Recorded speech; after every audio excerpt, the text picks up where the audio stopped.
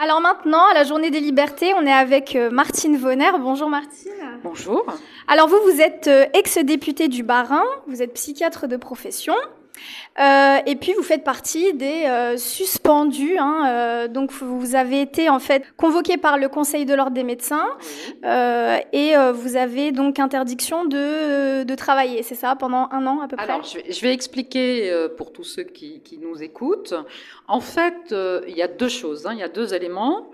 Ce qui est absolument incroyable, parce que c'est la première fois que cela arrive, en tant que parlementaire, j'ai été convoquée, parce que dans mon métier, on va dire en dehors du Parlement, je suis médecin, donc j'ai été convoquée devant une juridiction professionnelle pour des propos que j'ai tenus en tant que parlementaire. Donc c'est totalement inédit.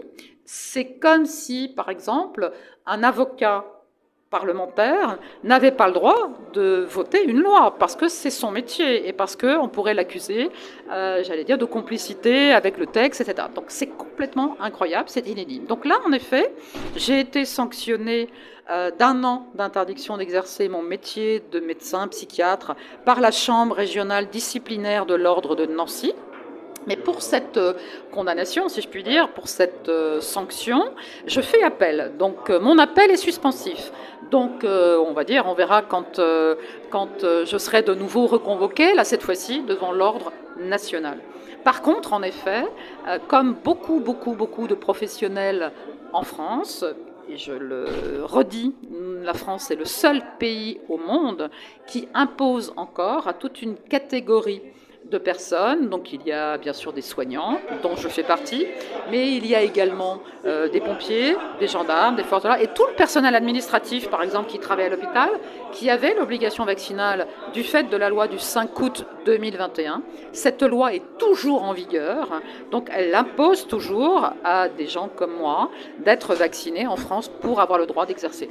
Donc aujourd'hui, je ne suis plus parlementaire, et je n'ai pas le droit, dans mon pays, d'exercer mon métier, alors que je suis diplômée, que je suis bien sûr compétente dans mon domaine de prédilection, la santé mentale, la psychiatrie, et je n'ai pas le droit d'exercer mon métier dans mon pays. C'est vrai que ça fait long là quand même. Est-ce que vous êtes quand même optimiste pour la suite ou pas? Je pense malheureusement qu'en France, parce que Macron en fait, j'allais dire, un combat personnel. Tant qu'il sera le président des Français, il ne réintégrera pas les suspendus.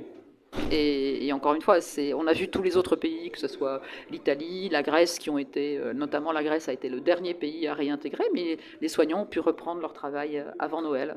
De toute façon, cette décision n'est plus légitime, puisqu'on sait très bien que cette injection Covid à ARN messager n'est absolument pas efficace, d'abord pour protéger la personne, mais encore moins pour éviter les transmissions. Donc cette décision ne tient absolument pas la route.